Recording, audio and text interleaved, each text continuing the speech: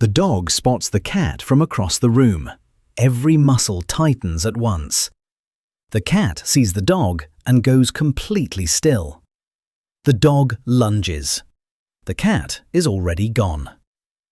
And humans watch that scene and say, obviously, of course.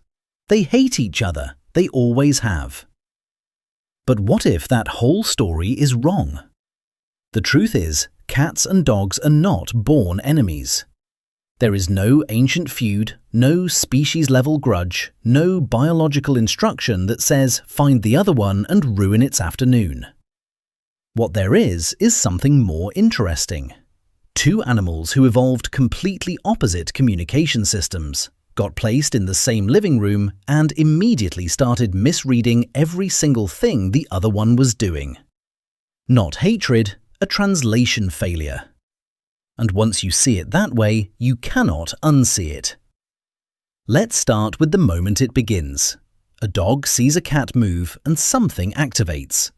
Not a thought exactly, more like a switch.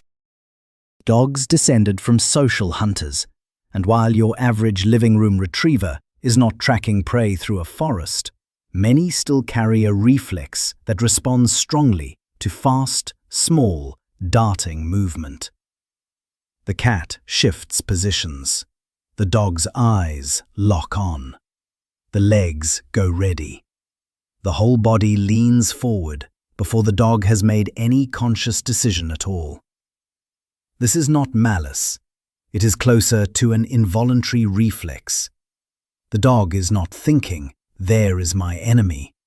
The dog is not thinking much at all. It is reacting to a movement pattern that older parts of its nervous system have flagged as worth following. The cat, meanwhile, is experiencing something completely different.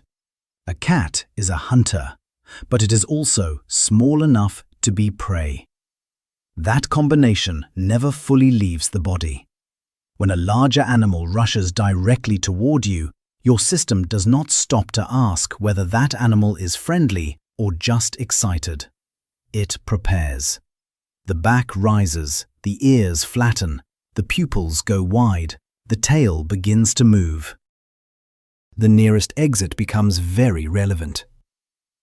And this is where it gets genuinely strange, because both of those responses make complete sense from the inside and look like hostility from the outside. The dog's sudden forward lunge reads, to the dog, like enthusiasm. To the cat, it reads like a predator closing distance. The cat's hiss and raised paw read, to the cat, like a clear and reasonable warning. To the dog, it reads like something exciting is happening, possibly an invitation to engage harder. Neither one is wrong. They are both reading the situation accurately. The problem is, they are not reading the same situation. If your cat and dog have somehow figured out how to get along in your house, I want to hear about it. Drop a note in the comments and tell me how they manage it. Do they avoid each other? Do they actually sleep in the same room? I read all of these. Now here is where the body language chapter gets complicated. And this is the part that most people have never thought about.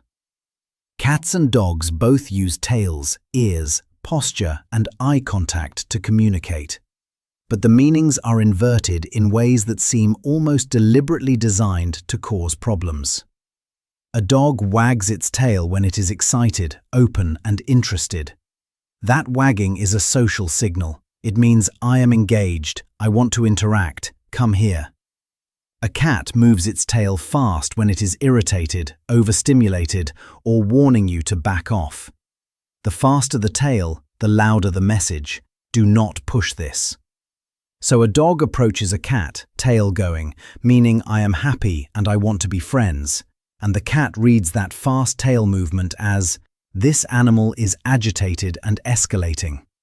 The cat starts preparing for conflict before the dog has done anything aggressive. It does not stop there.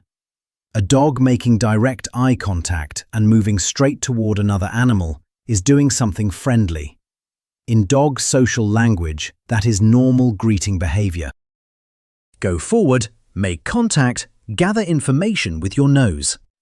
To a cat, direct, prolonged eye contact and a straight-line approach from a larger animal is a threat display. Cats greet each other by looking away, approaching obliquely, giving each other room. What the dog calls a hello, the cat reads as a challenge. Then consider the exposed belly.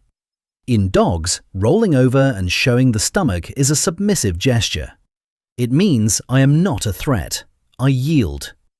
In cats, lying on the back with the belly up is not an invitation. It is a defensive position. Claws on all four paws are pointed at whatever is coming. The cat is not surrendering. It is ready. So imagine this from the cat's perspective. A large animal comes barreling over with its tail going fast, staring directly at the cat, then rolls over, showing its stomach. By cat logic, this reads as, highly agitated animal has been staring me down, now presenting a defensive combat position. It is almost poetic in how completely it fails. Now, here is the part the cartoon version of the story completely skips. They can learn. Both cats and dogs are capable of updating their understanding of the world based on experience. And there is a window early in life where that updating is especially powerful. A puppy that grows up around cats during its first few months does not develop the same hair-trigger chase reflex toward them. The brain is still building its categories, and cats get filed under normal part of life, not prey, not threat. Just that thing that lives here and sometimes steals the warm spot on the sofa. The same goes the other way. A kitten socialized around calm dogs during its early weeks does not hard-code them as danger. The dog becomes part of the landscape, weird, loud, enthusiastic, but not a predator. Researchers who have studied households with both species consistently find that cats and dogs introduced to each other early show dramatically lower rates of conflict than pairs introduced as adults. Early exposure does not guarantee friendship, but it changes the default from emergency to ordinary. And what does coexistence actually look like between animals that were never properly introduced? It looks like managed detachment. They share a house the way people sometimes share an office, aware of each other, mostly neutral, occasionally annoyed, rarely at war. The dog has learned that the cat is not prey. The cat has learned that this particular dog is not going to follow through. They have negotiated a kind of cold truce through repetition. That is not hatred. That is two species running on old software trying to make the best of a new situation. The chase reflex, the misread tail, the direct approach that lands as a threat. None of these require an explanation that involves malice or ancient rivalry. They require an explanation that involves two animals who never shared a common ancestor, never developed a shared language, and never had a reason to understand each other until humans put them both on the same carpet. The story we built around that is a cartoon. Literally. Tom and Jerry, Scooby-Doo, the hissing cat and the bumbling dog. We took a communication failure and turned it into a narrative about enemies, because narrative is what humans do with things we observe but don't fully understand. The actual biology is less dramatic and more interesting. It is not hatred, it is not destiny, it is not fate. It is two languages that evolved in completely different directions, arriving in the same room at the same time and getting each syllable wrong. The dog says, "I am excited, I want to meet you, here I come." The cat hears, "Threat incoming, high arousal, no escape route confirmed." The cat says, "I am warning you, this is your last chance to back off." The dog hears, "Something is happening, I should get closer." Neither one is evil. Neither one is wrong. They are both fluent in languages the other one never learned. What happens in homes where they actually get along is not a miracle. It is just time, safety, and enough good experiences stacked on top of each other that the old reflexes stop firing quite so fast. The dog learns to read the flattened ears. The cat learns that the wagging tail here, in this house, means something different than what its nervous system first assumed. They do not have to love each other. They do not have to groom each other and share warmth like something out of a nature documentary. They just have to stop treating every encounter as the opening seconds of a catastrophe. That turns out to be enough.